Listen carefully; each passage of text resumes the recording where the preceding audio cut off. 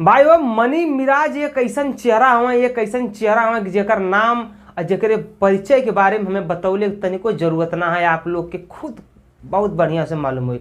भाई वो मनी मिराज के बात हम आज कहे थी। मनी मिराज एगो कॉमेडियन के नाम से जानल जात रहना। पहले शॉर्ट वीडियो बनावे, फिर इस समय उनका एगो टीम बन गई और उनका कई यूट्यूब चैनल बा, फेसबुक पेज भी बा।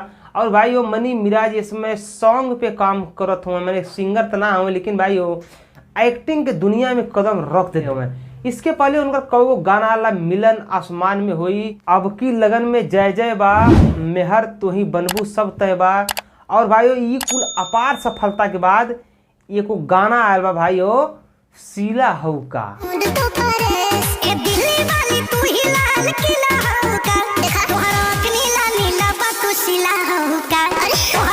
हाँ, ये गाना अभी 3 दिन पहले लॉन्च भैल बा एगो छोटा चैनल से, शीला हऊ का। भाई वो का गजब का, यही मैंने कह रहा कि भोजपुरी इंडस्ट्री वाले कुछ सीखा है भाई मनी मिराज से यार। एक शूटिंग देखवा, एक वर्ड देखवा ने एकदम भैया असली ना है एकदम गाना।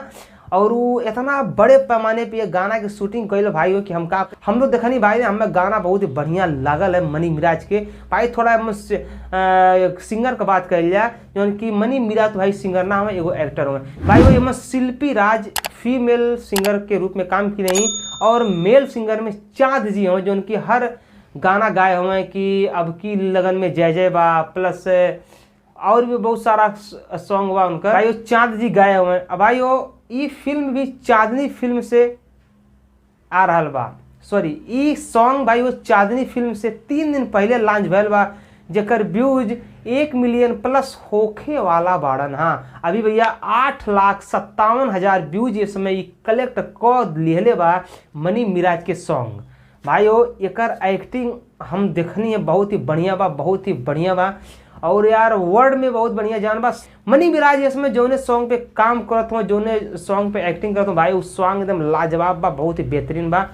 एकर वर्ड इतना बढ़िया बा, एकर म्यूजिक इतना बढ़िया भाई, आपसे का बखान करी, आप लोग भी देखबा तो कहवा भाई हाँ मनी मिराज के जो सॉन्ग बा बहुत ही बढ़िया, बहुत ही दर्दनाक, बहुत ही मस्त बा, बहुत ही इंजॉयफुल बा।